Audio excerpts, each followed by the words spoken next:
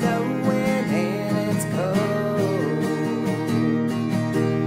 You're gonna have to find a crew, it can't be anyone. They'll have to be there by your side and do what must be done. So go, man, you know that you have it night through day. The pain you feel it to bring it on with the Archer County Band.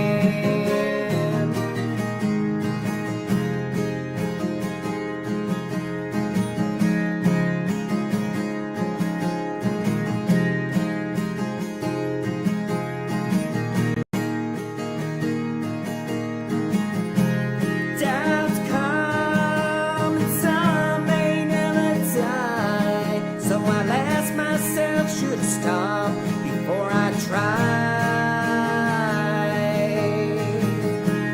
No way, man, the stake it has been set. I'm all in, so there's nothing I'll regret. But time is ticking and there's so much that's going through my mind. Will I make it? Yes, I will. Our spirits are entwined. So let's get this show on the road. I'm here, I'll stay and I'll carry the load to bring it on with the Archer County Band.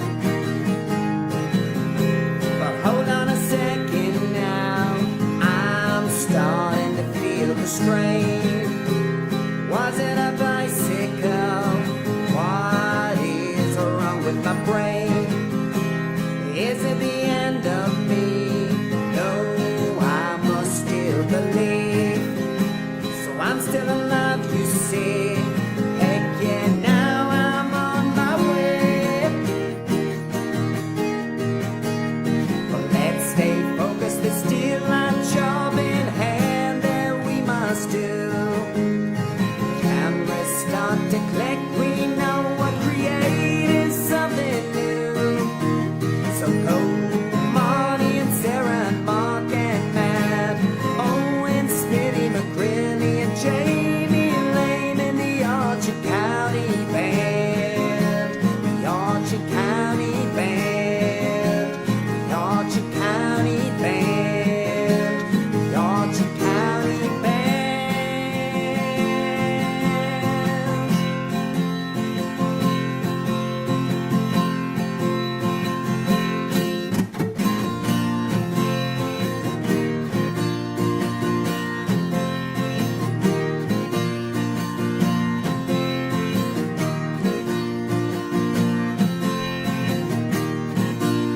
Stop the clock, we're done, we're rolling. Sound the horn and sing that we are going. 27 hours, that is the time. So let's hop on the bus and let it shine, shine, shine, shine, shine, shine, shine, shine. Say sha la la la la la la, sha la la la la la la, sha la la la la la la, sha la la la la la la, sha la la la la la la, sha la la la la la la, sha la la la la la la, sha la la la la la la.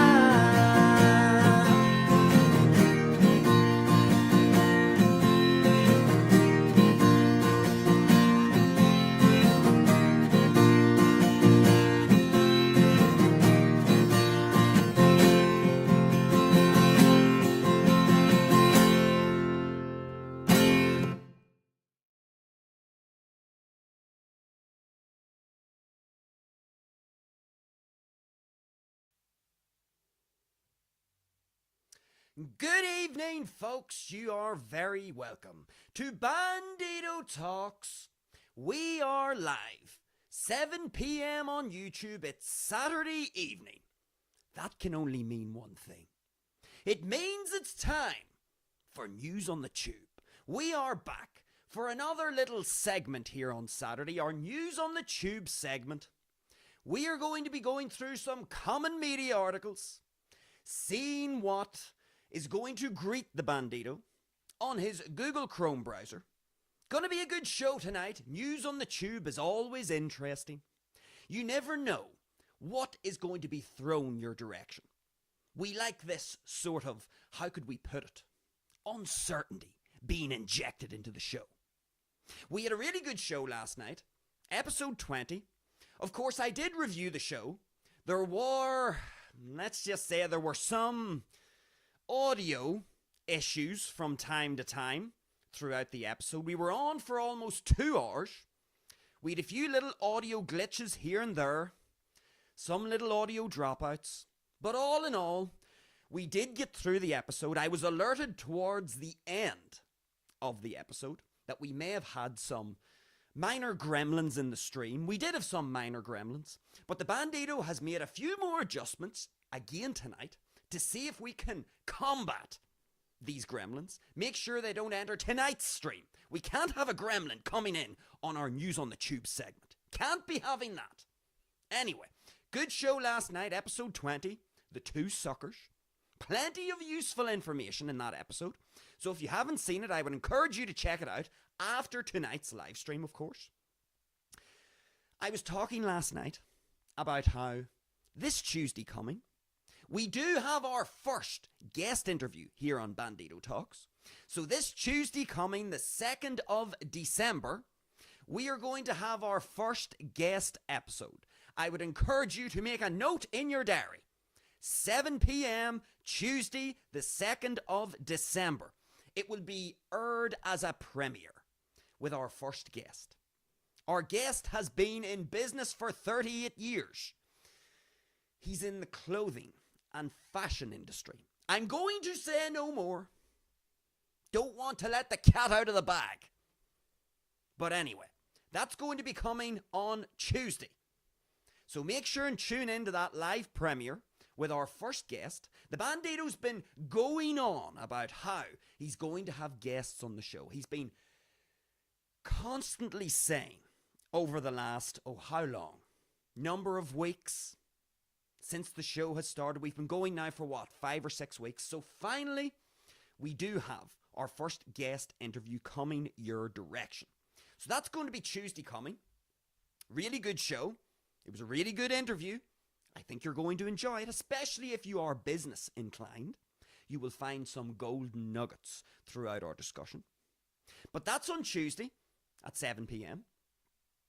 Apart from that, no other new things to update you on. Of course, last night I was talking about how on the show, the Bandido's going to bring a little bit of music, a little bit of original music into the Bandido Talks schedule of uploads.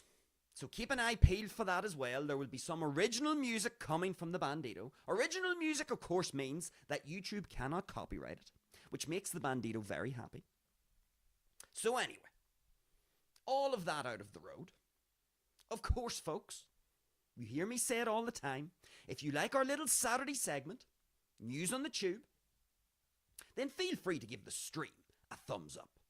If you think that this is a worthy segment, if you're feeling charitable. Of course, if you're joining us live here on the show, I would encourage you to get into the live chat. Drop your comments, drop your insights, let the Bandido know what you're thinking. Engagement with the show is always welcome. We had Groiper Dave on last night. We had Quiz 22 in the comments section in our live chat. It always makes things fun and interesting when you guys engage with the show. Of course, if you're watching the live stream after it has been posted, get down into the comments section. The same thing applies. Let me know what you think about the show, all the things that we cover tonight. And then finally, if you like what we do here at Bandido Talks, if you find it interesting, valuable, insightful in some way, then feel free to subscribe to the channel. We've got lots of content coming your direction, as I've already said. Every Friday, every Saturday, and every Sunday, we are live here on YouTube at 7 p.m. Irish time. So you'll always have your 3 live stream shows, Friday, Saturday, Sunday, 7 p.m. here on YouTube. Every Tuesday, we are going to have either a Best Bits compilation or a guest episode, which of course will be coming this Tuesday. And then there'll be a little bit of original music being dropped. We have our YouTube shorts, which are always little highlights of the best bits from our live stream shows and from our guest interviews as well. Lots of stuff coming your direction here at Bandido Talks. So if you like the sound of all of that, then feel free to subscribe to the channel. And with all of that, folks, now out of the road, let us get into tonight's show. News on the Tube, episode 21, for anyone who is not familiar with our little Saturday segment here on Bandido Talks. News on the Tube, what do we do? News on the Tube is about us going to the Google Chrome browser. The Google Chrome browser of the Bandido is going to throw us a whole bunch of media articles, standard common media articles. As soon as the Bandido goes into his Google Chrome browser, he is assaulted by a whole bunch of media articles. And what we do on this little segment is we take these standard media articles, get in underneath the headline, and see what lessons exist within these articles. What are the golden nuggets that we can take out of the article and apply to our own existence? What are the lessons? It's all about lessons here, folks. What are the lessons that we can learn? So let's get straight into it.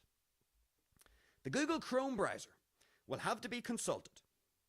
So, let's see. Of course, folks, if there's a gremlin in the stream, please do let me know. We don't want to be competing with the gremlins. We can't be having that. It seems like we're going good so far. But anyway, I'll keep an eye on the live chat. We'll of course get to the live chat at the end of tonight's show and have a look at what all you guys are saying. But if there are any gremlins, I'll temporarily or I'll momentarily duck into the live chat just to make sure that everything is running smoothly. But anyway, let's go straight into the Google Chrome browser. Let's see what articles are going to be thrown our direction. So, article number 1. Let's have a look and see. This one is from the Irish Times. And it seems like the Irish Times is going to let me read this article. So far, so good. It looks good. No cookies need to be accepted. No subscriptions. We don't want subscriptions here on Bandido Talks. We only deal with free media. Isn't that correct, folks? Free media only. Anyway, we have the Irish Times. Let's see what the headline is. And then let's get into this story. So this is news item number 1 from the Irish Times. The headline is as follows. Dennis O'Brien to appeal jury's award in defamation action. Dennis O'Brien is set to appeal the combined award of €823,500 to 2 lawyers the businessman defamed in a 2006 press release the High Court has heard. Okay, let's read a little bit of this. I have no idea what this article is talking about. So let's get a few paragraphs in, see if this makes sense. Dennis O'Brien intends to appeal a High Court jury's combined award of €823,500 to 2 lawyers the businessman defamed in a 2016 press release, the court has heard. Last week, the jury found that Mr. O'Brien and his long-time spokesman, Jamie Morrissey, defamed Dara Mackin and Gavin Booth in the statement that implied the solicitors acted for the IRA. Mr. O'Brien and Mr. Morrissey were ordered to pay the lawyers €411,750 each to compensate the damage done to the solicitors' reputations arising from the defamation. The jury's award of damages fell within the category for, quote, very serious instances of defamation. All right, I think I understand what's happening now. So, essentially, what do we have here? We have this chap, Dennis O'Brien. I don't know who Dennis O'Brien really is, but what I do know is that Dennis O'Brien was involved in the DJ Carey scandal. That I do know. So old Dennis, for those of you who remember, I think, what was it, episode 16? DJ Carey's grand scam? For those of you who remember that particular episode here on Bandido Talks, you will remember Dennis O'Brien donated money to old DJ. And DJ scammed him out of money. So it's been a rough old time for old Dennis here. Not only has Dennis been scammed out of, I think it was around 300,000 euros for poor old DJ. Of course, poor old DJ was giving the impression that he had a brain tumour and that he had to go over to America for a fancy treatment for his brain tumour to try and cure him. But of course, poor old DJ didn't have the money to fund his treatment. Of course, it's been a big scandal. DJ was telling Porky Pies he didn't have a brain tumour, and so he took a whole bunch of money from different people who donated to him for his supposed treatment. Dennis O'Brien was one of these people who donated a large sum of money to old DJ. So Dennis has already been had, let's say, with respect to our DJ Carey scam. And so here he is in the news again. Old Dennis must have deep pockets. Because what's happened here is, from what I can gather from this article, Dennis O'Brien appears to have defamed a couple of different lawyers or solicitors. And these solicitors took him to court over certain comments that he made. What were the comments that he made? It was something to do with the IRA.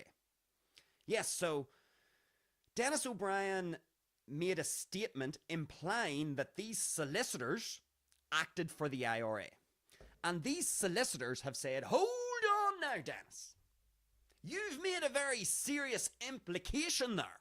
You've said that we were involved. We acted on behalf of the IRA. That isn't true, Dennis.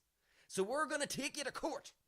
And so these two lawyers, who Dennis implied acted on behalf of the IRA, have now taken Dennis to court, and they've managed to secure 800,000 euros worth of compensation for the defamation caused by old Dennis O'Brien. The boys will never learn. The boys will never learn. So Dennis, he's had to fork out a whole bunch of money. And quite a lot of money, 800,000 euros. Now, I don't know what Dennis O'Brien's net worth is. He must be a wealthy individual because he has donated a whole bunch of money to DJ, 300,000 euros or so. And here he is having to fork out over 800,000 euros because of this defamation lawsuit. Because he supposedly has defamed these two lawyers or solicitors, implying that they acted on behalf of the IRA. All right. So anyway, it's been a rough few weeks, a rough few months for old Dennis. Huh? So, when we see an article like this, we're looking for the lessons. That's a little bit of context. Again, I don't know a lot about Dennis O'Brien. I just know that he came up in our episode about DJ Carey. So when I see the name, it rings a bell. But I don't know what he does. I don't know what his net worth is. I don't really know the nitty-gritty of what he actually said. I'm sure I could read further down the article. But there's no need. We get the gist of this. Because I think we've got enough information to start extracting lessons from this particular story. And so what would those lessons be? Well, we like to talk here on Bandido Talks about doing our due diligence. Doing our due diligence when it comes to, for example, with respect to last night's episode, we talked about doing your due diligence, your background checks on sources of information. And so we can clearly see here, Dennis O'Brien, for whatever reason, decided to say that these two lawyers were acting on behalf of the IRA. Now, there's a few ways we could look at this. The first way we could look at this is Dennis O'Brien, perhaps he was talking with a source of information about these two lawyers. And this source of information told Dennis, Dennis, I think these two lawyers are acting on behalf of the IRA. And so Dennis has listened to this source of information. He must have thought, if this was the case, that that was a credible source of information, that it had good reputation with respect to giving out accurate, reliable information. And so we could perhaps maybe say, looking at this from one angle, perhaps Dennis has consulted this source of information. This source of information has told Dennis these lawyers are acting on behalf of the IRA. Dennis has believed and trusted this source of information, and Dennis has made his statement about these lawyers. Now, if this were true, and I don't know if this is true, I'm just throwing out ideas here, I'm throwing out possibilities so that we can start extracting lessons. So let's say this is actually what happened. So Dennis has consulted his source of information. But it turns out, according to the High Court, that that source of information was not correct, because old Dennis has had to fork out €800,000 for defaming these two lawyers. So it has been found out, according to the court, that Dennis O'Brien has defamed them. So wherever Dennis O'Brien got his information from with respect to these two lawyers acting on behalf of the IRA, clearly that source of information, according to the High Court, was providing false information. And Dennis has taken this false information, he's came to an incorrect conclusion because he has distorted information. The distortion in old Dennis's mind with respect to this particular situation is quite high. He makes the statement, the lawyers hear this statement or read about it, and they say, oh, that's not correct, we're going to take Dennis to court because that's a serious allegation or accusation. So the first thing that we can learn here is if this is what actually happened, if Dennis actually consulted someone and this person has tipped Dennis off with inaccurate information and Dennis has now ran with this inaccurate information and has made a statement defaming these two lawyers or solicitors, then what we can learn is when we are taking information, folks, we talked about this last night, so I'm not going to dwell on this too much, but it's very obvious. Dennis should have done more due diligence. He shouldn't have just taken the source's information or hot take on this particular subject at face value. And if that is what happened, if this is what happened, we're going to talk about other potential reasons as to why Dennis did this, but if this is what actually happened, if Dennis got tipped off about these lawyers acting on behalf of the IRA, and Dennis ran with this because he trusted the source of information that's given him the tip-off, then this is obviously an error from Dennis. Dennis clearly, obviously, he's now €800,000 less. He has fewer, let's just say, euros in the old bank account after this case now. So what should Dennis have done? He obviously should have ran a more rigorous background check on his source of information, if that is what actually happened. So that's the lesson in that sense, folks. Remember, it's really important to not offload your thinking to any source of information, no matter how credible you think that source is. Yes, of course, we need to do our due diligence. We need to make sure that we do a good, thorough background check on any source of information. That is important. It's very important, because we want to make sure that on the table we have multiple sources that are credible, that have a track record, that have a history for being credible, for providing accurate information. And even when they are wrong, we want to see some humility from these sources of information. They hold their hands up and say, yes, I got that wrong. I'm now going to update my knowledge, and I'm going to make sure that I don't make this same mistake going forward. This is what we want to see in sources of information. And of course, we want the most credible sources of information to choose from. But this is the thing. You never want to outsource your thinking. And if Dennis O'Brien has outsourced his thinking to a particular source of information that he may have trusted, that is the mistake, and that's the lesson for us. Don't outsource your thinking. Remember, folks, there's no problem with cross-referencing your thinking with credible sources of information. That's fine, but never outsource your thinking. Don't turn your brain off, outsource your thinking, take information in without fact-checking the information or the source, and just assume it to be true. Because if that's what Dennis O'Brien did, simply having what he deemed to be a trusty source of information, taking this tip-off, and then running with it, and making these defamatory comments, then that is obviously a mistake by Dennis O'Brien. Dennis should not have outsourced his thinking to that particular source of information, because as it's turned out, according to the High Court, he's actually defamed these two lawyers. And according to the High Court, this now classifies as defamation. And obviously, if you defame someone on this scale, you're going to have to pay damages because you've damaged their reputation. These lawyers perhaps lost a whole bunch of business because people didn't want to associate with them because Dennis O'Brien has claimed or insinuated that they were acting on behalf of the IRA. And there would be a whole section of the population will say, no, I don't want to deal with those particular individuals anymore because I think they're working with the IRA.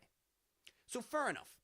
If this is what actually happened, and I don't know if that is what happened, but let's say Dennis O'Brien outsourced his thinking to a source of information, didn't run a thorough background check on the credibility of the source, and perhaps didn't engage his own brain sufficiently and be critical enough in assessing that information and cross-referencing it with other sources, if that's what Dennis O'Brien did, well, he's a dipshit. Because you shouldn't do that. Dipshits outsource their thinking. Dipshits don't critically think about information coming from any source, whether credible or not. So we don't want to do that. That would be the lesson in that sense. Okay, so let's think of a different scenario. So that's one scenario.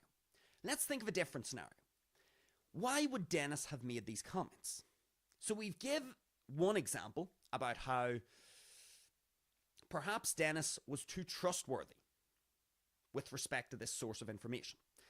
But let's say maybe Dennis's motivation for making these particular defamatory statements, maybe perhaps Dennis has a bee in his bonnet about the IRA.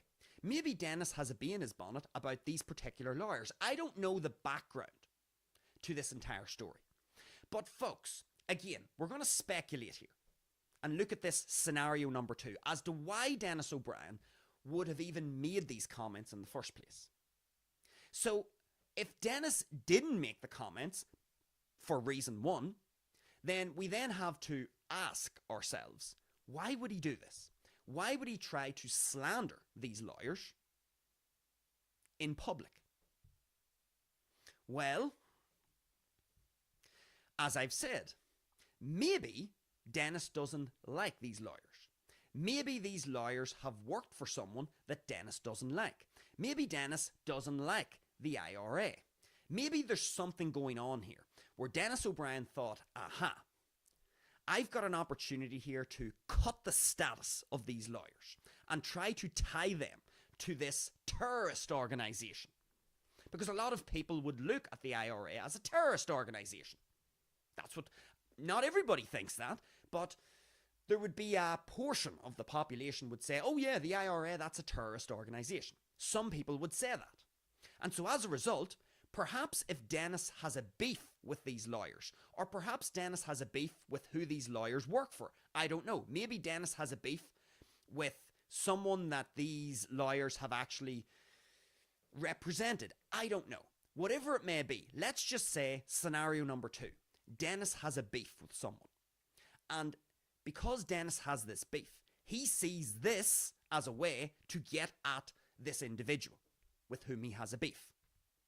Maybe it's the lawyers themselves, someone they've worked for. Maybe goodness knows. Maybe it's the firm that they're working at. Who knows? And so Dennis has thought, aha, I know what to do. In order to get at these people, I'm going to try and essentially tie them to this terrorist organization called the IRA. And so that's what Dennis has done.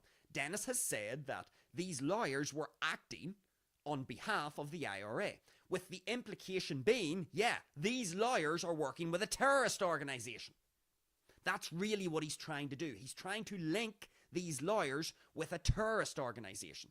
in the eyes of a lot of people. A lot of people would see the IRA as a terrorist organization.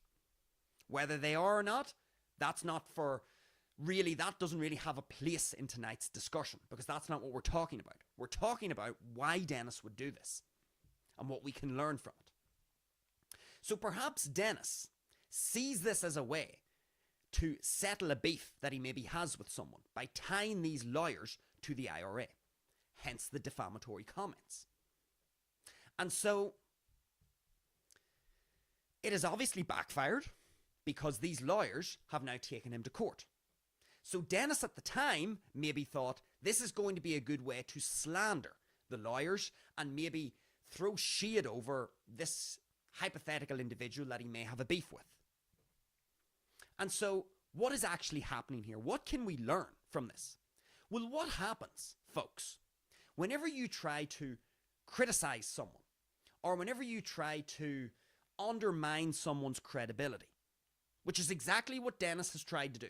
He has tried to undermine the credibility of these lawyers. Whatever the reason is for him doing this, I'm speculating. Maybe he has a personal beef with the lawyers. Maybe he has a beef with the firm that the lawyers work for. Maybe he has a beef with someone that the lawyers have represented. I don't know the ins and outs of this. This is speculation. But the long and short of it is, folks, by Dennis doing this, what is he doing? What happens when anybody makes an accusation against anyone? What effect does an accusation have? Or this sort of implication that someone is actually linked to a supposed terrorist organization or violent organization like the IRA? What's the purpose of Dennis saying this? Why would he be trying to undermine their credibility? Because he's trying to chop down their status. It always comes back to status. So Dennis is seeing this as a valid strategy for cutting the status, for undermining the status of these lawyers, for whatever his reasoning is. Now, obviously, Dennis didn't intend on being brought to court. So if this is actually the reason why Dennis did this, scenario number 2 being he has a beef with someone, and this is a way that he sees legitimate. He sees this as a legitimate way to try and, get at someone whom he doesn't like. If this is what Dennis was thinking, well then what can we learn here, folks? Well, again, this is what we can learn. When you come after someone's status, you better expect a dogfight. Because there is arguably nothing worse than coming for someone's status, credibility, or reputation. Because if you manage to undermine someone's credibility, reputation, status, or standing within the public sphere, this will have serious negative ramifications for you. So if you are a lawyer and people actually believe Dennis O'Brien and think you are acting on behalf of the IRA, you are going to lose business. Not only are you going to lose business, but you might have a target painted on your back. Your life could be in danger. Because what happens if people genuinely believe that you are linked to the IRA? Well, if people genuinely think that, people on the other side of the fence, the people who don't like the IRA, may say, oh, these two, they're linked with the IRA. So we're now going to put a target on their back and we're going to take them out. We're going to kill them. That could happen. So when someone makes a defamatory comment like this, when Dennis O'Brien essentially comes after the status of these two lawyers, things are going to get ugly. And this is the lesson here, folks. Be very, very careful if you are deciding to come after someone's status. Because as I've said, there is arguably nothing worse, perhaps other than death, coming after someone's life. Fair enough. But there's arguably nothing worse other than death than coming for someone's status and undermining their credibility and reputation with comments that aren't actually true. And even if the comments are true, coming after someone's status is going to result in a metaphorical bloodbath. It's going to be a fight to the death. And this is what we can learn here, folks, because oftentimes when someone pisses us off, or whenever we feel like we've been unfairly treated, what is our first reaction? Our first reaction is to fight eye for an eye, tooth for a tooth. Live by the sword, die by the sword. People, whenever they feel like they've been attacked or their credibility has been undermined, the first instinctive reaction is to fight back immediately. Throw your spear right back at them. Now, this is the thing. This would be the lesson, folks. If you're going to do that, I'm not in a position to tell you what to do. But what I will say is, if you're going to fight eye for an eye, tooth for a tooth, and you're going to fight fire with fire, we had an episode on this, fighting fire with fire. If you're going to fight fire with fire, if someone comes after your status, if you're going to then say, oh, okay, I'm going to come straight after your status. If you're going to do that, or if you're going to just come straight after someone's status when they haven't actually came after you at all, whatever it is, coming for someone's status, folks, it's going to get ugly. And you need to remember that. If you are thinking about fighting fire with fire and going after someone's status, trying to undermine their credibility and reputation, please expect things to get ugly. Because here we have Dennis O'Brien is literally coming after the status, reputation, and credibility of these lawyers. And as I've just said, not only is Dennis O'Brien with these comments undermining the status, the credibility, and reputation of these lawyers, but he's actually painting a target, potentially, on their back. And as a result, one could easily make the argument that their life is now at risk. Because all it takes is some fucking wingnut, who really has a bee in his bonnet about the IRA and who isn't really paying attention to media in great depth. They just see the headline. They see Dennis O'Brien saying, oh yes, these lawyers are acting on behalf of the IRA. And you get this wingnut going, okay, those cunts. Right. Well, I tell you what, I'm going to go and kneecap them. I'm going to go and assault them. I'm going to go and give them a piece of my mind. I'm going to go hurt their family because they're working for the IRA. You can see how ugly this can get. And so Dennis O'Brien has came after the status, reputation, and arguably the life of these lawyers. And so what has happened? Well, what has happened is exactly what you would expect. The lawyers said, whoa, hold on a second. This is risky.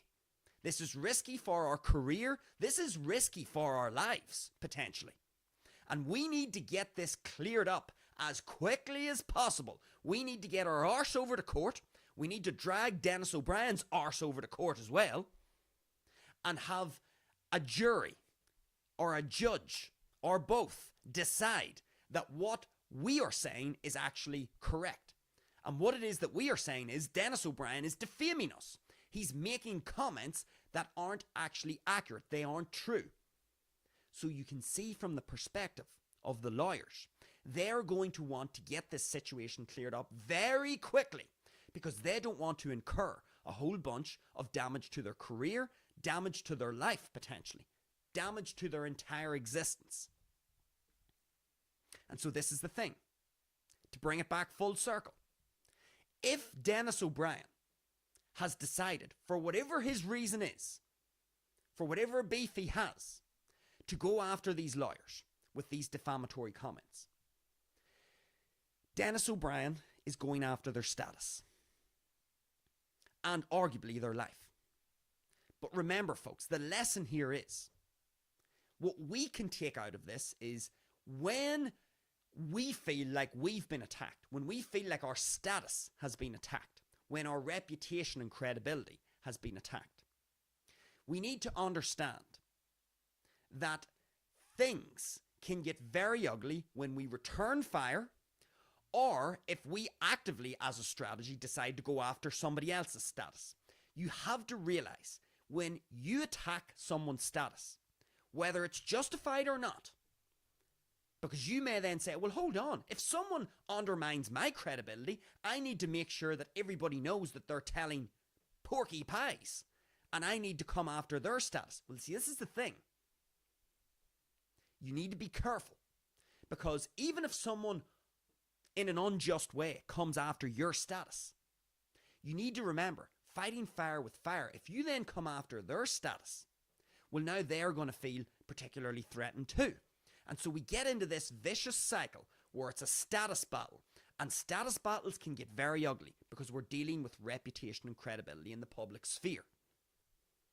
And so you need to bear this in mind. If you're thinking of getting into a status war with another human, be prepared for things to get bloody and ugly in a metaphorical sense. It's going to be a dogfight, folks. And perhaps one could argue the best way to deal with such a conflict is to not come back after the status of the other person. Because do we really want to get into a vicious cycle? And even if there hasn't been a dispute and you're thinking of dishing out some retribution to someone because they've done something on you, be very careful, because if your retribution comes in the form of coming after their status, things are going to get ugly. Things are going to get ugly. And that's the lesson. If this is what Dennis O'Brien has actually done, he's just decided to actively come after the status of these lawyers because he has a beef with someone. Well then, this is what's happened. Look what's ended up happening. The lawyers have taken him to court, and Dennis O'Brien is now €800,000 short in his pocket.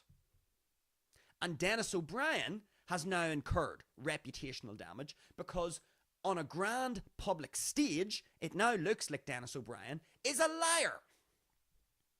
It looks like Dennis O'Brien has been throwing around false accusations. And anybody with a brain cell will know that false accusations, one could argue, are just as damaging as an actual crime. Because this comes back to status. A false allegation is a horrendous thing for anyone to suffer.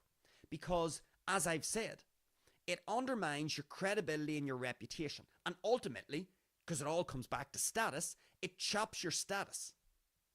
And it may not even stop there. Because in the case of these lawyers, we could easily make the case that not only has Dennis O'Brien came after their status, but he's actually potentially came after their life in an indirect way by painting a target on their back by linking them to what many people would perceive as a violent terrorist organisation in the form of the IRA. And so that's the lesson there, folks. Be careful if you are thinking about coming after someone's status. Be careful. I'm not saying you can't do it, but if you're going to fight eye for an eye, tooth for a tooth, fire with fire, in the realm of status, it's going to get ugly. And people are very defensive about their status. And you always hear people say, oh, I don't care what other people think. I don't care about my status. No, I don't care about status. And people try to convince you that they don't care about status. People, of course, care about their status. People care greatly about their reputation and their credibility and their standing within the community and the public sphere. Status is arguably the most important currency that humans have. Forget about money. Status, in an ancestral sense, before there was money, before there was all this wealth in the world that we have in the modern world, status was the most important currency. If you were a low status individual because your tribe deemed you as being a deceptive, useless git, you get kicked out of the tribe. And now you're out on your own. And if your tribe members really deem you to be such low status, to have such little value, to be such a deceptive piece of shit, you get kicked out of the tribe, and now you are a solitary human out in the wild. Good luck if you are a solitary human out in the wild, in an ancestral environment, because you are probably cooked. You're going to get a big black panther, or some sort of a big cat or hyena is going to be gnawing on your hole in the next half an hour probably, if you don't have the protection of your tribe. And how do you ensure the protection of your tribe? You ensure that you be essentially an admired, valuable member of the tribe. How do you do that? By increasing your status within the tribe. If you don't have sufficient status, credibility, and reputation within your ancestral tribe, you're out. You're out on your ear. And when a human is out of the tribe and on their ear, that is effectively a death sentence. And how is it that you prove to your ancestral tribe that you are valuable and useful? You must have a certain standing. You must meet a certain threshold of status and value within the tribe. And what are the things that can undermine your status? Well, accusations that aren't true can undermine your status if people think they are true. That's the situation that the lawyers find themselves in, or did find themselves in. They were having to bear the brunt of wagging fingers from the public and shaking heads going, ha, see them two lawyers involved with the IRA, despicable. All because of Dennis O'Brien's comments. And likewise, Dennis O'Brien, through the High Court, I suppose, trial, we could say, with these two lawyers, it's now been determined that Dennis O'Brien is a liar and a deceptive piece of shit for making these comments. And so as a result, Dennis O'Brien, his status has now been reduced tremendously within the public sphere because people now see him as a deceptive liar. So he would be at risk of being chucked out of the tribe in an ancestral sense. So this is the point. Status is, we could argue that status is the most important currency that humans have with one another. Because if you don't have a good standing, a good reputation within the community or within your, quote, group or tribe, then you get kicked out. And if you're kicked out, you are vulnerable. And the reason why you're vulnerable is because you don't have insurance policies. If you are a solitary creature out in the wild, a solitary human, you have no insurance. What do you think friends are? What do you think friends are? Friends are insurance policies. So that if times get difficult, you have someone to turn to. And what happens if you've got no friends? That means you've got no insurance. So it means if something goes tits up in your life, you've got no one to fall back on. You've got no one to turn to for help. And this is why it's so important to remain a part of your tribe or your group. And it's why it's so important that you don't get kicked out of your tribe or group. Because if you get kicked out of all your tribes, all your groups, especially in an ancestral sense, where you're out on the savannah and there are predators all around and conditions can get a little hairy sometimes. If you're kicked out of your tribe because it has been revealed that you are such a low status, lacking in value human, who is perhaps deceptive and causing more harm than good to the tribe, and you get kicked out, you are cooked. And this is why status is so important. And that's why humans are so sensitive about their status being attacked. Because you still have all the primal, ancestral, let's just say, feelings. Even though you live in the modern age.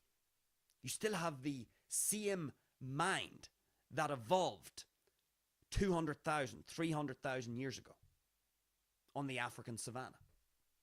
And your mind is very, very tuned in to your status increasing and your status decreasing. It's very sensitive to when your status is attacked.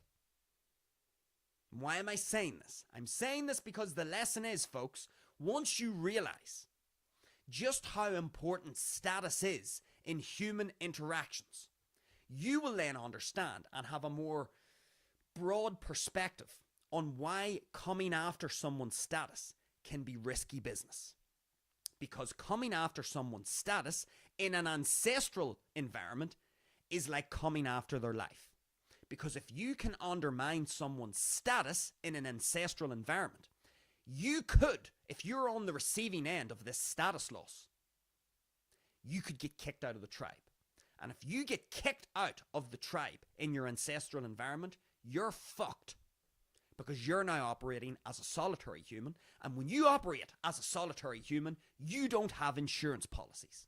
And when you don't have insurance policies, if something goes tits up in your life, you have got no one to turn to. So you're cooked. And this is why we need to be careful when we're dealing with people's status. And Dennis O'Brien has had to learn this the hard way.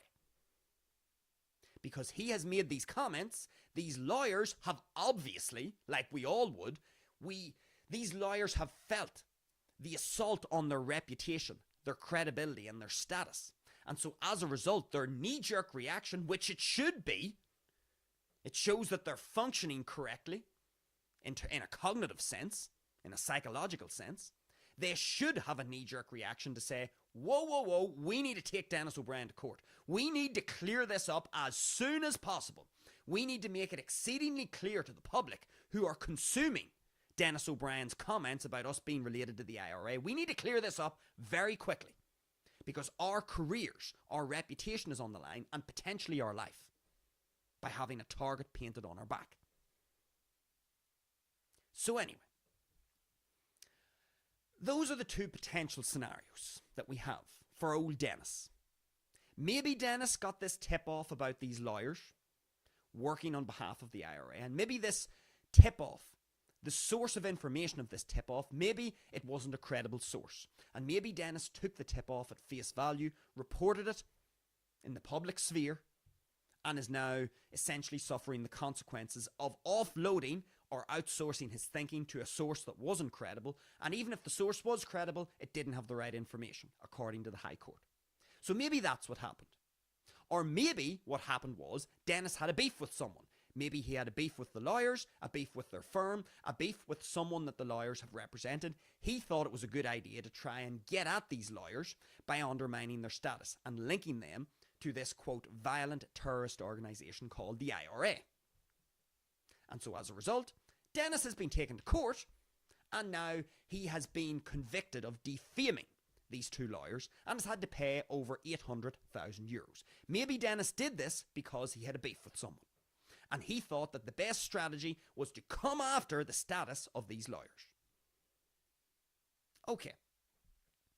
Now, of course, the final thing I'm going to add here, because I have to add this. We are, of course, dealing with the High Court. And we've talked about law before here on Bandido Talks. So I'm going to touch on it here again. Law is funny business. Why do I say law is funny business? Because, really, folks, there isn't this big book called the law that people can consult, like a dictionary, when you're looking for a word in a dictionary. The law is this fluid creation whereby you have one lawyer, one attorney looking at a piece of law, and they think their interpretation of this particular piece of law, this particular piece of paper, might be one certain interpretation, and another lawyer or attorney may interpret it in a completely different way. Law, in other words, is subjective. The law is subjective. Why is it subjective? It's subjective because it really comes down to a bunch of suits and ties that we call lawyers or attorneys in a room interpreting pieces of paper that we call law. Some lawyers and attorneys and solicitors come to a certain conclusion about a piece of law. Other attorneys, lawyers, solicitors come to a different interpretation. It's all a matter of opinion and interpretation and subjective understanding. That's what the law is. There's no written in stone book called the law. It doesn't exist. It's essentially a whole bunch of opinions, subjective interpretation of pre-existing pieces of paper with writing on them. And so, why am I saying this? Well, I'm going to throw it out here because I don't know the nuts and bolts of this story. So I'm going to throw it out and see, for those of you who may be more familiar with this particular story.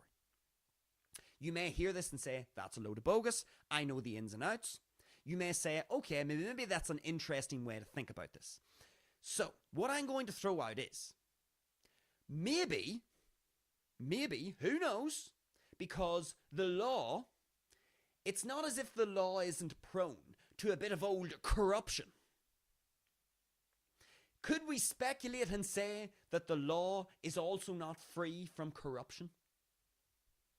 Would it be a ridiculous thing to say this? Can the law be weaponized against individuals? One could make the argument that it can be. A group of lawyers, attorneys, and powerful people can get together and use the law essentially as a weapon. We've seen this happen before. The law can absolutely be weaponized, and it can be weaponized by corrupt people who have sinister intentions for other people, let's just say, on the planet. They have sinister, let's just say, motives for doing what it is that they're doing. And so as a result, we would be naive, we would be gullible suckers to believe that the law is 100% corruption free. That would be gullible and naive. You would fall into the category of being a sausage if that was your outlook. Of course the law can be corrupted. I've already explained the law is mostly a bunch of suits and ties in a room together, subjectively interpreting pieces of paper that have been written decades ago, oftentimes, coming to one conclusion while one set of lawyers comes to a different conclusion. It's a whole bunch of opinions, subjective interpretation, and there's no definite way to assess who is right and who is wrong, because we are dealing with humans. Who has the authority? What human has the authority over the rest of humanity to say, oh, my decision is final, and what I say is the right law, is the right law? What human has that authority? We all live with distortion. Our sheer personalities provide us with a certain level of distortion. And obviously, if we are taking in information that's bogus and shitty, our level of distortion will increase in our own mind. Lawyers and attorneys are humans. They are just as susceptible to distorted worldviews as anybody else. Just because they have a piece of paper from some state-funded university or institution doesn't mean they are not susceptible to distorted worldviews and thinking. If they are getting their information from sources that aren't credible, if they are outsourcing their thinking, if they have personalities that predispose them to a certain level of distortion, then of course lawyers, attorneys, solicitors can come to incorrect conclusions based on their interpretation of what we call law. And as a result, we can have, what do we call this? Miscarriage of justice. We have people sent to prison because mistakes get made. Why do mistakes get made? Well, because the judges, the jury, the lawyers are all operating under distortion. Too much distortion. And they come to the wrong conclusion. Now, this can sometimes happen accidentally or non-maliciously. Sometimes it can happen very deliberately. And sometimes very sinister individuals can corrupt the law. They can corrupt the lawyers. They can corrupt the judges. This is me speculating. Do we think that it's a ridiculous thing to say that a lawyer or a judge could be given a brown envelope to give a certain verdict on a certain individual in a certain circumstance? Is that a ridiculous thing to say? Especially when we consider that the law, these pieces of paper with writing on them, are subject to a whole bunch of opinions and subjective interpretation of lawyers and other suits and ties that are reading them? Do we think it's ridiculous that with such a large amount of subjective interpretation and then potential brown envelopes being given to other lawyers and judges, that we could perhaps have a little bit of corruption in the legal system? Is this ridiculous to say? Why am I saying this? I'm saying this because we have to throw in the caveat. We have to throw in the caveat. Has Dennis O'Brien been stitched up? Now, maybe he hasn't. Maybe Dennis O'Brien is a deceptive piece of shit. Maybe him and DJ deserve to hang out together at the local party. Just the two of them. Maybe they are both deceptive pieces of shit. And maybe Dennis O'Brien really did make very unfair, inaccurate, defamatory comments about these two lawyers. Maybe that's true. I don't know the ins and outs of the story. But because I don't know the ins and outs of the story, I'm going to throw out another possibility. And because we have already talked here about how the law is subjective and how the law is not 100% corruption free, we have to be professional in our analysis of this situation. Even if what I'm saying is untrue, even if it turns out not to be correct, we have to be professional. And we have to understand that the law can be weaponized by sinister individuals who can corrupt the system and deliver brown envelopes to lawyers, judges, and jury members in order to use the law as a weapon against an individual or an institution. This can happen. And so as a result, we need to throw out the possibility. Has Dennis O'Brien been stitched up? Maybe he is a deceptive piece of shit. Maybe he isn't. Maybe he's been stitched up by a corrupt legal system. How likely is this? We can speculate about how likely it is. Maybe it's unlikely. Maybe it's more likely that he just made defamatory comments either by not getting correct and accurate information from a source or through some malicious attack on the lawyers to undermine their credibility, reputation and status. Maybe those are the two most plausible reasons. But this third reason, we have to throw it out there to be professional. Maybe Dennis O'Brien is being stitched up, and he's being stitched up publicly. Maybe what he's saying is actually accurate. What happens if it is accurate? We have to throw this out here, folks. What happens if these two lawyers are actually acting on behalf of the IRA? Imagine that actually was the case, and Dennis O'Brien was telling the truth.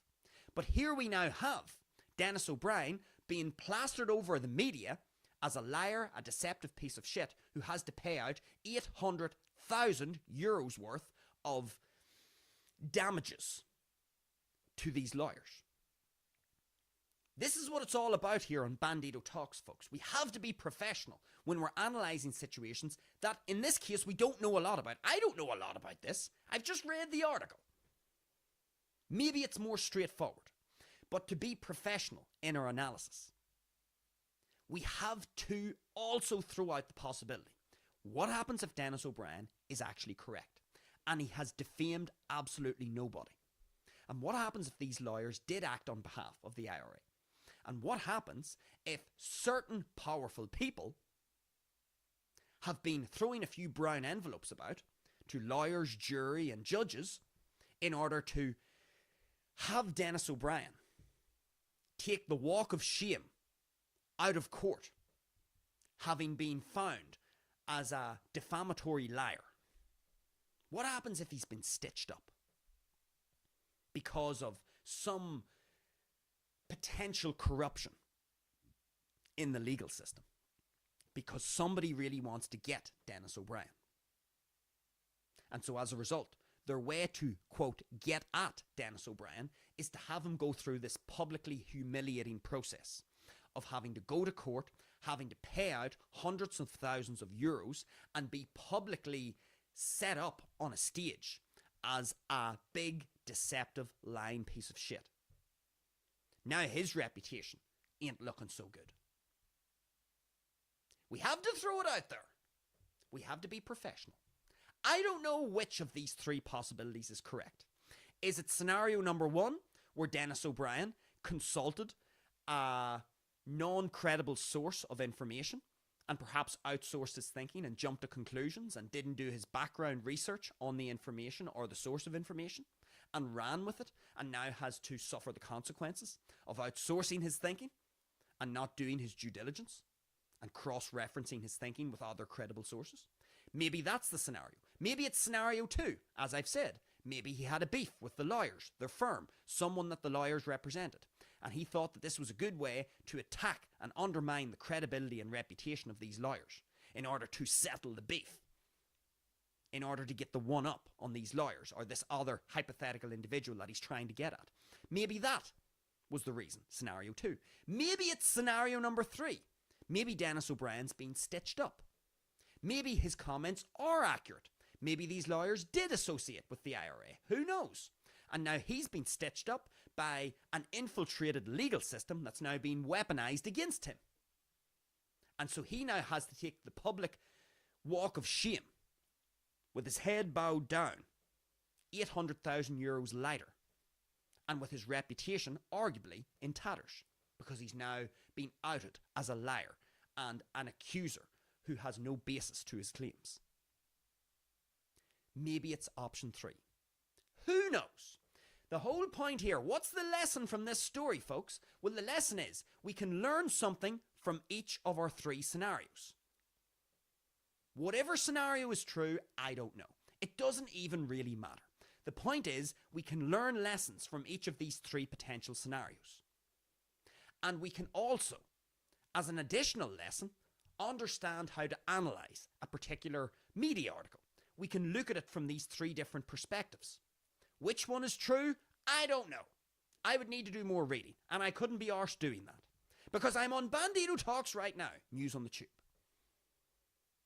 So anyway, that's story number 1. Now, goodness gracious me, we've been going for 1 hour and 7 minutes. The Bandidos got totally carried away. Totally carried away. What's new there, says you? Anyway, that's story number 1. Old Dennis O'Brien had to fork out over 800,000 euro for supposedly defaming these 2 lawyers. Now, let's move on to news item number 2. We might only get through 2 news items tonight. We'll go through our second news item. Let's see what we have on our hands. This should be interesting. Let's have a look and see. So, I want to make sure that I'm in the right thing. Okay, so this one is... Let's make sure.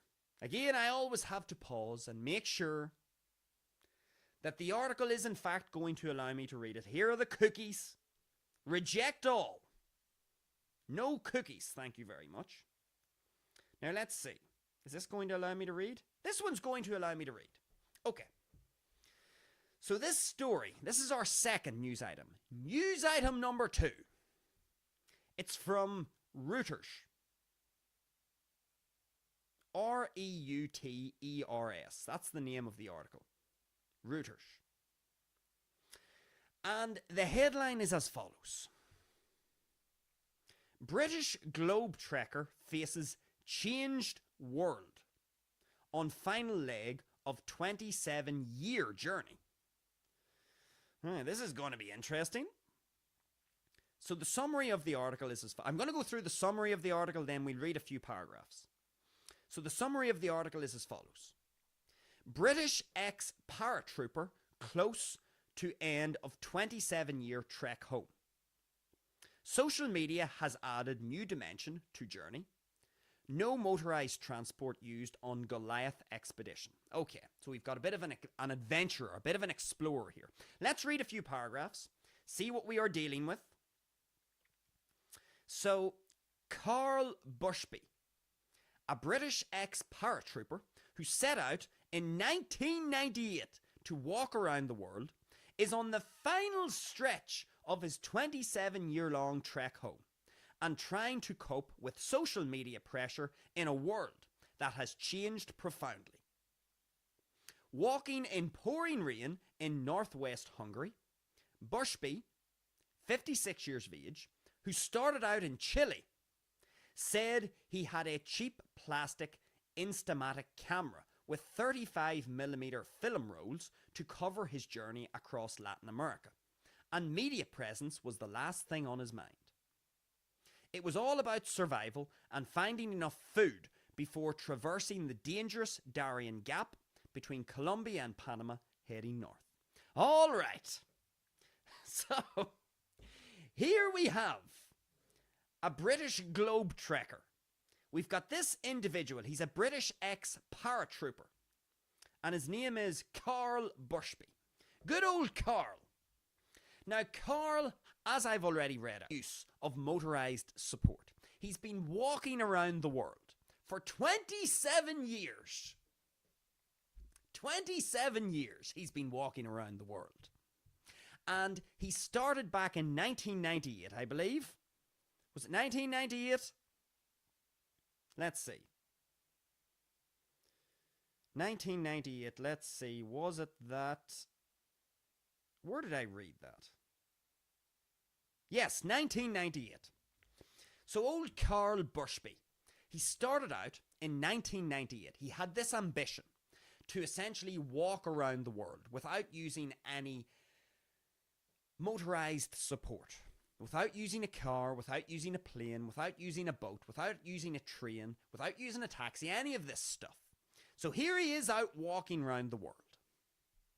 And it's taken him 27 years. He's on his way home. I think he's passing through Hungary, it said. So he's on his way home. He's done this big loop of the world. He started in 1998, and here he is, still going. Obviously, the world in 1998 was a very different place to 2025, so he has witnessed this big transformation in the world as he has been undertaking this mammoth challenge. Now, there's a few ways we could attack this story, but there's one way that I want to attack it because it's related to our first story. And it's the first thing that I think of whenever I read this particular article. We have this individual, an ex-paratrooper, Carl Bushby, set out in 1998 to walk around the world without the help of any sort of motor vehicle or engine. And here he is 27 years later after starting in 1998 in Chile, and he's finally making his way home. It's taken him 27 years to get from Chile to Hungary and make his way back to the UK, I would have to assume. And so obviously while he has been taking part in this challenge, the world has changed tremendously in those 27 years. Now, the first thing I think of though, whenever I see this story, and this isn't me taking a pot shot at Carl, because Carl said something there. He said he started out with a very basic camera and media presence was the last thing on his mind. So Carl is telling us that media presence was the last thing on his mind when he started out this big challenge to walk around the world.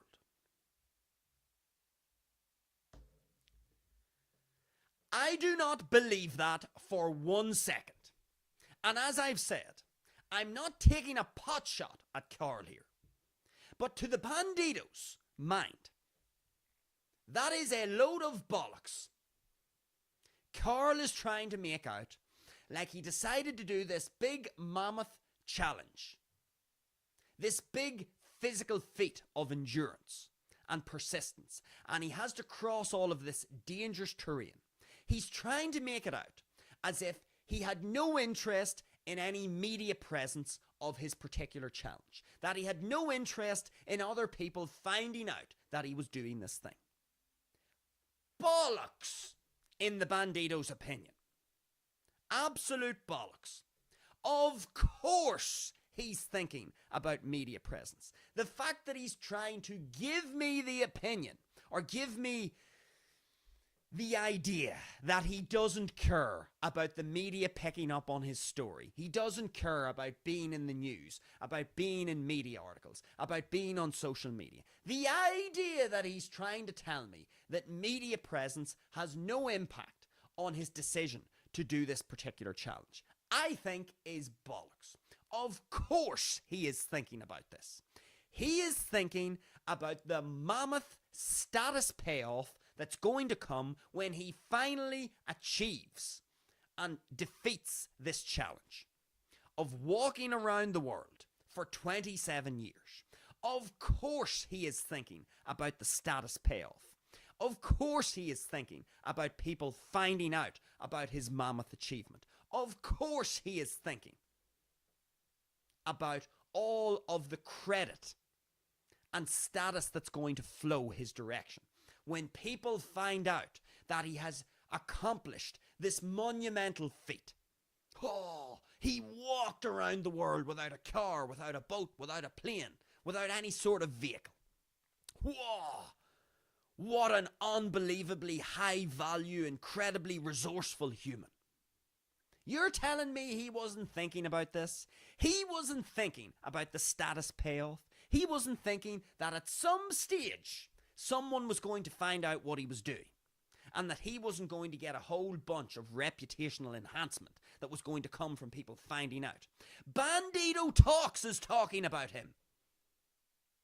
Here I am on Bandido Talks, reading out what it is that he's doing. So I know about it, and now you know about it. And of course, old Carl will be thinking about all of the pseudo-esteem that he is going to receive. Esteem that comes from people that he doesn't even know. We call that pseudo-esteem. And here's Carl trying to make it out that he wasn't even thinking about the media presence. That was the last thing on his mind. I'm just doing it because I just wanted to do it. I just wanted to challenge myself. I just wanted to walk around the world. I just wanted to walk around the world for the crack. And I didn't want anybody to know about it. No, I didn't want anybody to know about it. I wanted to just keep it to myself. Accomplish this feat so that I have a sense of self-satisfaction. I didn't want anybody to know. Bollocks. A load of shite. I'm not saying his achievement is a load of shite. His achievement is remarkable. Of course it is. He spent 27 years walking around the world, apparently. Now, I haven't been tracking him, but I'm going to take him at his word and assume that he has. So he's been walking around the world for 27 years. Started in Chile, he's now coming back through Hungary. Apparently, he hasn't used any sort of technology to aid him. He has just walked. Phenomenal achievement. Of course it is. Mammoth challenge, and here he is on the cusp of completing this remarkable journey. Now, has old Carl learned some incredible things along the way, met some incredible people, had some out-of-body experiences when he's been walking through the wild, really fatigued, perhaps ready to give up? Has it been a remarkable experience for him? Of course it has. And I'm sure he's really enjoyed it. And I'm sure he's got a lot out of it. But folks, let's be critical in our assessment here. Let us not be hoodwinked by Carl, trying to make it out like he wasn't thinking about the potential media coverage that was going to come with him potentially achieving and accomplishing something so remarkable. Let us not be sausages. Let us not be dipsticks.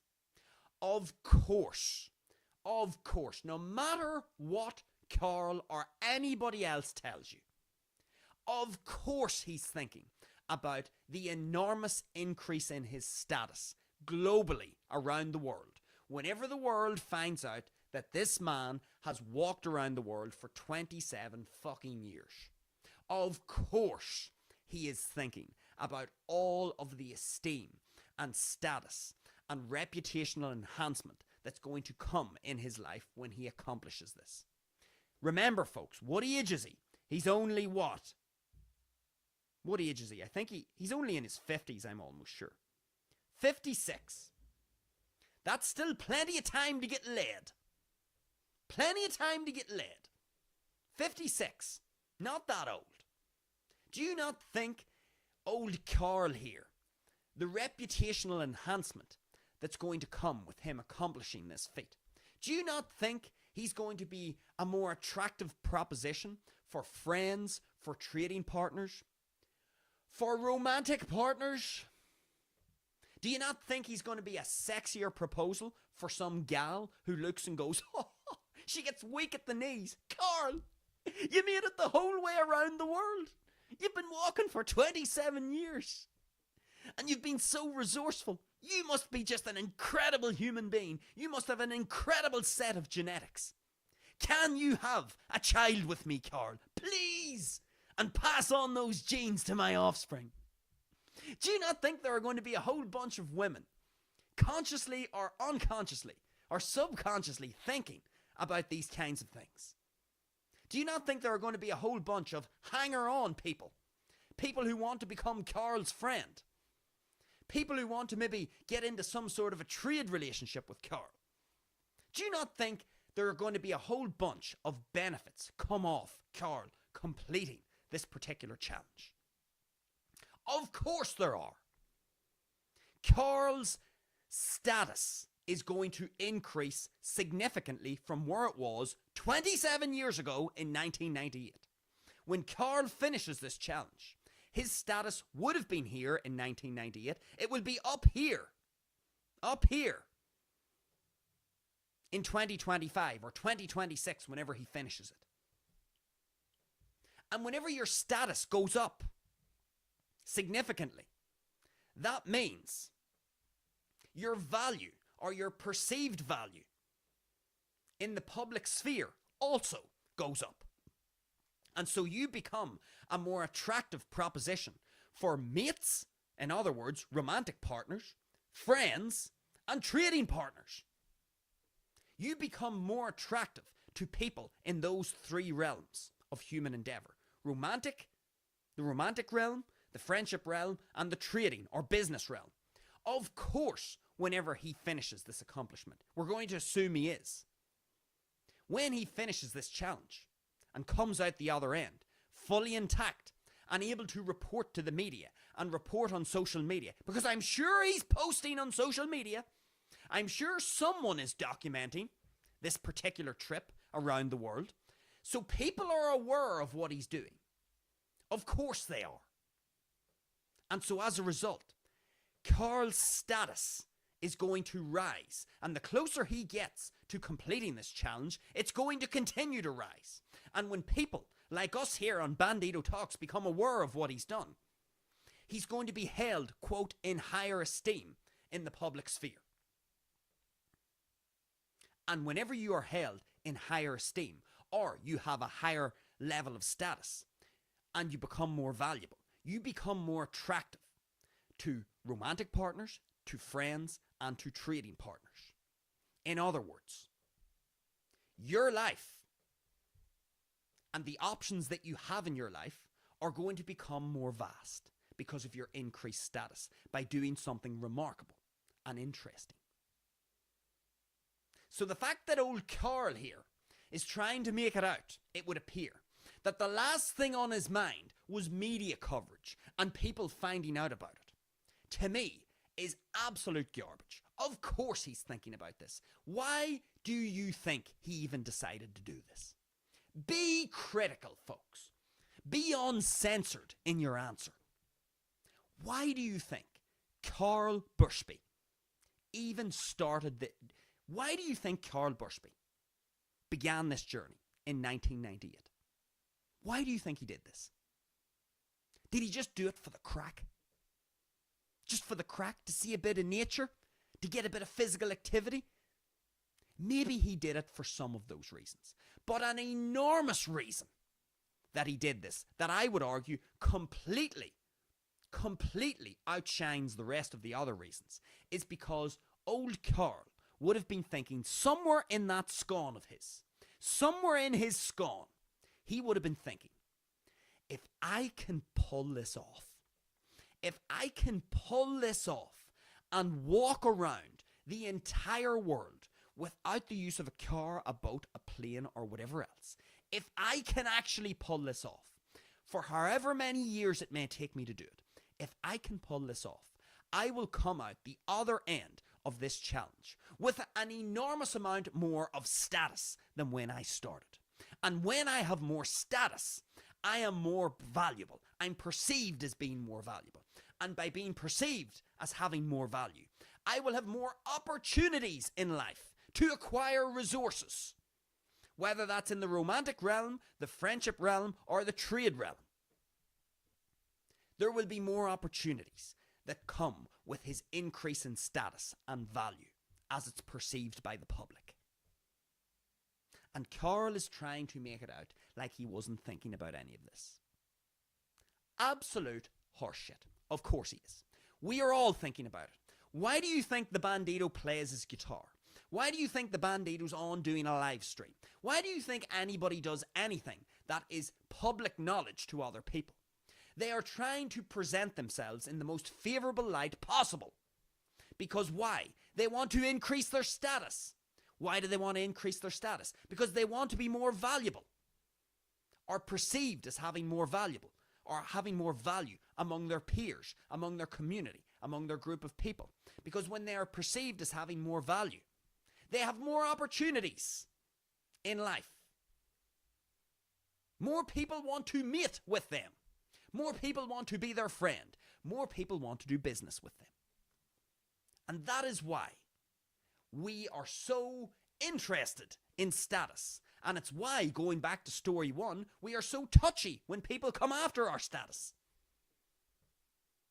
We are status hungry. And Carl is no different. He's as status hungry as anybody else. That's why he even started this in the first place. The reason why, an enormous reason why, Carl Bushby started this challenge in 1998 to walk around the world without any support from a car, boat, plane, or otherwise. The reason why, one of the biggest reasons why he did this, was because he would have known by overcoming this challenge, by coming out the other end with all of his faculties and his body intact, he would know that his status would be enormously higher. 27 years or however many years later he thought he was going to complete this challenge, he would have thought his status is going to be so much higher. And so as a result, people would perceive him as being a higher value human. And what happens when people perceive you to be a high value human? People want to associate with you. In other words, you have more opportunities to enrich your life, to enhance your existence. And so, Mr. Carl Bushby, I do not believe for a second that you were not thinking about this when you started back in 1998. Not for 1 second. A tremendous achievement, sir. Well done for almost accomplishing what you've set out to do. A remarkable achievement. I'm taking nothing away from Carl, but I'm honing in on this aspect, that Carl wasn't really that interested in media. It was the last thing on his mind. In other words, the last thing on his mind was people finding out about what he was doing. Okay, I'm sure it was. Okay. So that's story number 2. And I think at 1 hour and 28 minutes, we actually rattled through that story pretty quickly. I'm happy with that. The Bandido didn't ramble too much. Not too bad. And so, I think we'll perhaps call it quits with respect to our stories tonight. I think those 2 stories, we went on a bit on old Dennis O'Brien. Dennis O'Brien occupied a whole bunch of time here on our stories tonight. But I think there was value to be had. And even old Carl Bushby, our second story, I think there's valuable things to be learned. The lessons, of course, being from Carl, our trekker around the world, our adventure, our lesson there, folks. Well, the lesson is we are status-hungry beings. And with more status comes more perceived value. And with more perceived value comes more opportunities to enrich your existence. So anyway, I think plenty of lessons tonight to take from our 2 stories. What I'm going to do now is head over to the live chat. Let's see what you guys are saying about tonight's show. We had a few comments last night. Good comments from Griper Dave and Quiz22. Let's see if there's anybody in the live chat. Of course, there might be nobody in the live chat. We always have to throw in that caveat. But let's head over and see. Let's head over and see if we've got any of you guys engaging with the show in the live chat. Let's have a look and see. Now, let me check and see if I have all of the messages here. It would appear that we have 2 messages in our live chat. 2 comments. So let's see. Let's see who's in the live chat tonight. I'm going to go from the top down. So our first commenter is Big Joe. Big Joe E1K. We're just going to call him Big Joe. Let's see what Big Joe's saying. Big Joe has never appeared in our live chat before. So it looks like we've got a new person who is interacting with the show. Big Joe, you're welcome to Bandido Talks. Let's see what Big Joe's saying. He says the following. Plot twist. DJ and Dennis were working together. Dennis creating a legal dispute to move money, then burning the Dodger. Now there's an interesting comment there from Big Joe. He's obviously referring to our first story. Our first story, of course, being about Dennis O'Brien and his defamatory comments with respect to our two lawyers who were accused of associating or acting on behalf of the IRA. And so what Big Joe is saying is that perhaps there's a plot twist here that we haven't considered. And the plot twist would be that DJ Kerry, who actually scammed Dennis out of money, perhaps the plot twist is DJ Kerry and Dennis were actually working together. And that Dennis is creating a legal dispute to move money and then burning the Dodger. Well, what can the Bandido say to such a comment? What the Bandido can say is, all I know is that when we are dealing with rich and influential people, I don't know a lot about Dennis O'Brien, but someone who has, 300,000 euros to donate to DJ Kerry and his supposed treatment. And someone who supposedly has 800,000 euros to essentially give out to these two lawyers because he has defamed them. Someone who has that kind of pocket change, we would have to assume, is rich and wealthy and influential, even if we don't know a lot about them. So, when we have rich, powerful and influential people, as we've talked about before, folks, sometimes things aren't always as they seem. And maybe what Big Joe is getting at, and maybe Big Joe has watched some of our shows already, some of our previous episodes, maybe what Big Joe is actually getting at here is that there's a whole bunch of theatre and drama taking place to actually hide the fact that maybe Dennis O'Brien is moving money around under the illusion of defamatory comments, under the illusion of giving money to DJ. But actually it's part of a greater scam where Dennis O'Brien is the puppet master and he's playing all these different people. And allegedly, or apparently on face value, if you were to take it at face value, he seems like he's giving away a lot of money, but maybe it's part of a big money laundering scheme, whereby it looks like he's having to give up his money, but it's actually making its way back around to him with a little bit of interest somehow. Perhaps that's what's happening. Far-fetched, we could maybe say, but look, the world is a stage, the world is theatrical, and rich, wealthy and influential people have these very interesting ways of making their money go a long way. They have access to some clever accountants and lawyers and strategic plays on the chessboard that us mere mortals, us mere citizens, do not have access to such plays and to such wealthy and influential people that could help us out in such a way. So maybe Big Joe's saying that. Maybe Big Joe is making reference to the fact that Dennis is playing everyone.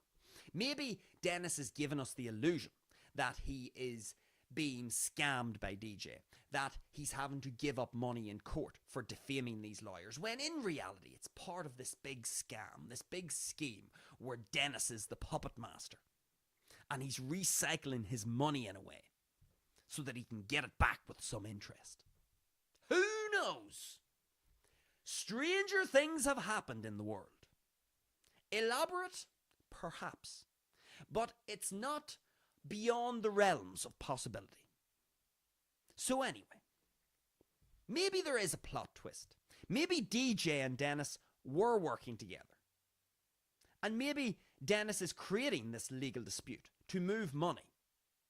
And then he burns the Dodger. The Dodger, of course, For those of you who aren't aware, DJ Carey, our scam artist, who scammed people out of money, he scammed people into giving him money for a brain tumour treatment. Of course, he never had a brain tumour. He was never going to do the treatment.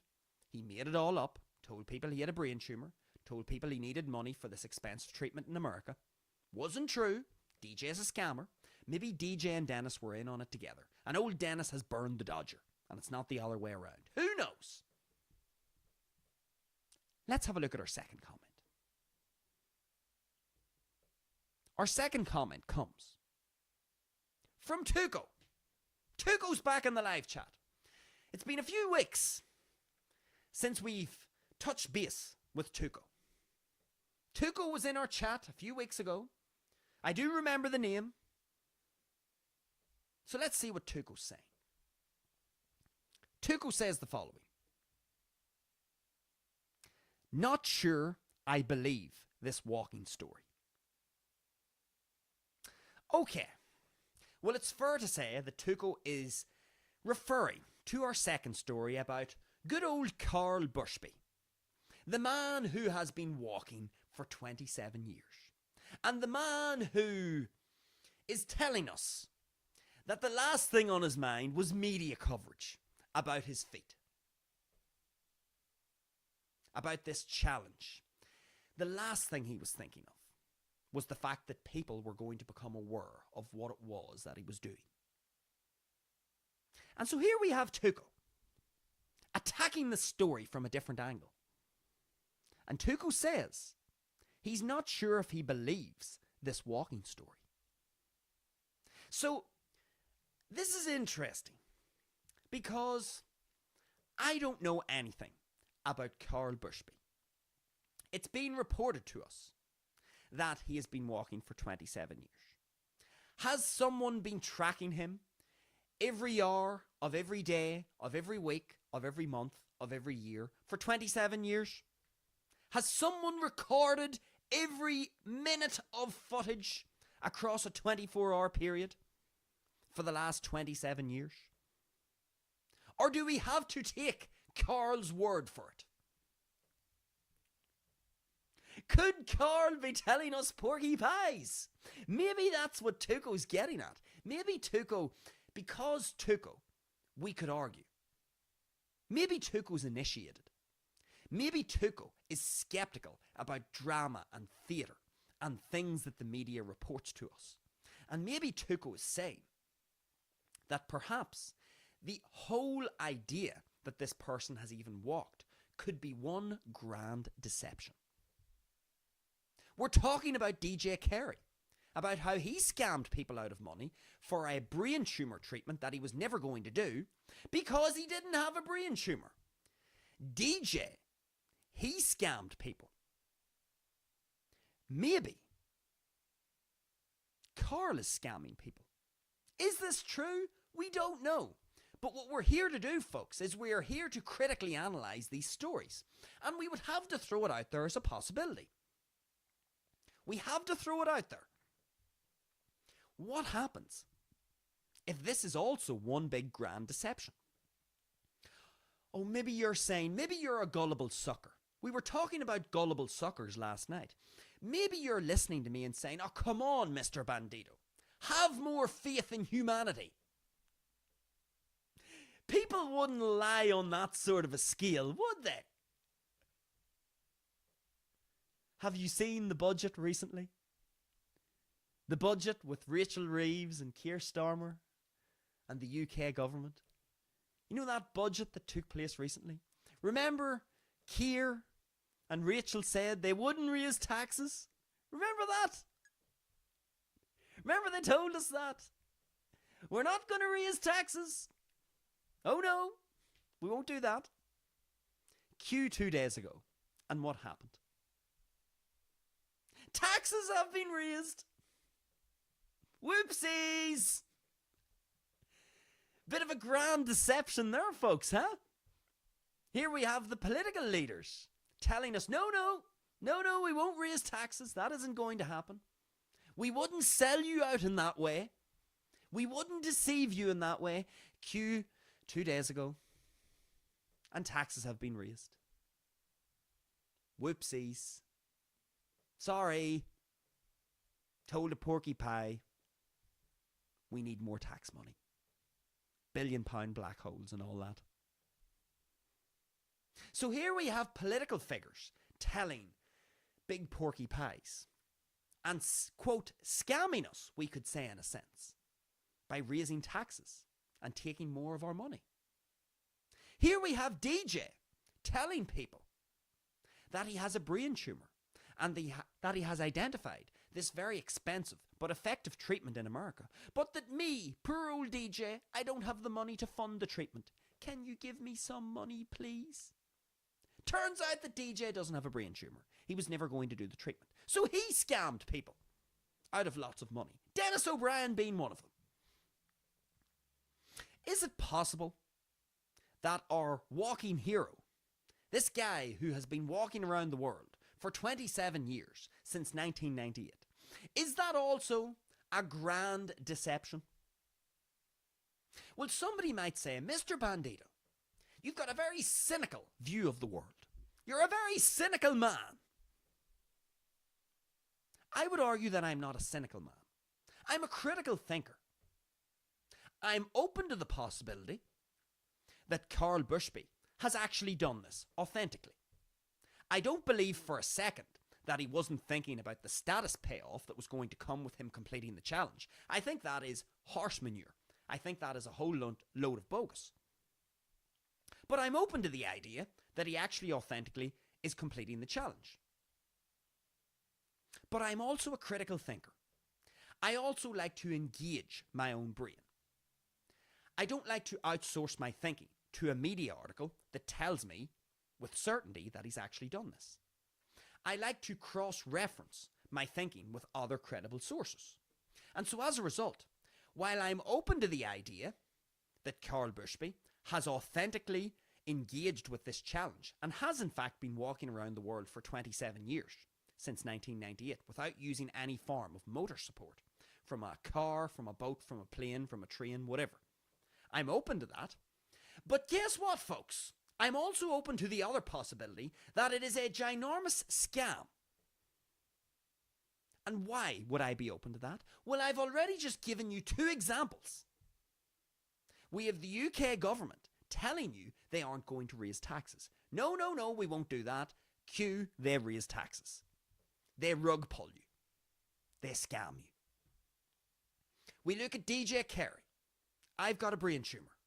Oh, I've got a brain tumour and I need money for this expensive treatment. It turns out DJ doesn't have a brain tumour. And he lied. And he deceived people into giving him money. He scammed people. And maybe what Tuco is saying, that something similar could be happening here. And the whole part of us being critical thinkers is to analyse all options, all possibilities. This could be one big grand deception. Carl Bushby, for all we know, could be hopping in his little car, his little Toyota, driving around Chile and driving around the world. And then when the camera comes on, he gets rid of the car and he gets rid of all of the support. And he makes it out like he's walking around. And then when the cameras go off, he hops in his airplane, he gets on the boat, gets into his little buggy, drives around. Again, someone would say you're being cynical. It's not being cynical. It's being a critical thinker. If you are engaged with the world in any way whatsoever, you will realise that there are people who are honest and present themselves honestly, and there are people who deceive for a living. And they don't just deceive on a small scale, they deceive on big scales, like DJ and like the UK government, with their most recent budget. So we have evidence of both. We do have people in the world who do things authentically, and they do incredible things. And there is very strong evidence that they have done these incredible things. There are also people in the world who tell big, massive porky pies. And they are lying through their teeth, and they are scamming people out of some sort of resource. money, time, attention, or otherwise. So we have both. Both types of person exist in the world. And because I don't know a lot about this story with Carl Bushby walking around the world, I have to be a professional when I analyse the article. And maybe that's what Tuco's saying. Tuco is reminding us to be critical thinkers. And he's saying, hold on a second. Perhaps Carl did do this, but maybe he didn't. And maybe it's just a big scam to raise money for something for his own benefit. To get a whole bunch of status and attention and more opportunities by being a perceived individual who has more value. Maybe it's just one big scam. We have to be open to both possibilities. And if we are that interested in the story, we then need to dive deeper into it. So I think a very valuable contribution from Tuco. He's not sure if he believes the walking story. And you know what? He's right to be critical in his thinking. He is right to hold up both options as being plausible. Both possibilities. Nothing wrong with that. Nothing cynical about that. That's just a critical thinker. That's someone who is initiated and isn't offloading their thinking to a media article that's telling us that it's definitely true and it's definitely happening. So anyway, that's Tuco. And I think that is all of our live chats. Let me just make sure that I haven't missed any comments. That seems to be everything. So, good comments. We had Big Joe in the comments section. We had Tuco back again. So it's always good when we have engagement with the show. I want to thank Big Joe and Tuco for getting involved, for leaving their insights, for being initiated, for being critical thinkers, we could argue, based on the quality of their comments. But anyway, I think that draws tonight's show to a close. Of course, I'm going to remind you that if you liked the stream tonight, if you liked the show, News on the Tube, feel free to give the stream a like. If you are watching the stream after it has been posted, get down into the comments. We had our live chatters, but if you're not seeing this at the time that it's been streamed live, get down into the comments, let me know what you think about everything that we covered tonight on the show. And then finally, if you like what we do here at Bandido Talks, if you find it valuable and insightful, I would encourage you to subscribe to the channel. Remember, we are live every Friday, Saturday and Sunday here on YouTube, 7 p.m. Irish time. We have an upload every Tuesday. It could be a Best Bits episode where we have highlights from the previous week's shows, or it could be a guest interview. And of course, folks, this Tuesday, we have our first guest interview. So this Tuesday, the 2nd of December, at 7 p.m, we are going to be having a live premiere of our first guest interview. Tune into that, folks. It's going to be a really good show. It was a really good discussion that I had with someone very knowledgeable in business. So if you're all into your business and you want some golden nuggets and lessons from someone who's been there, talk the talk and walk the walk, tune in on Tuesday, 7 p.m. Irish time, and we will premiere that first guest episode. And of course, keep an eye peeled for some of the Bandido's original music. That will be coming soon as well.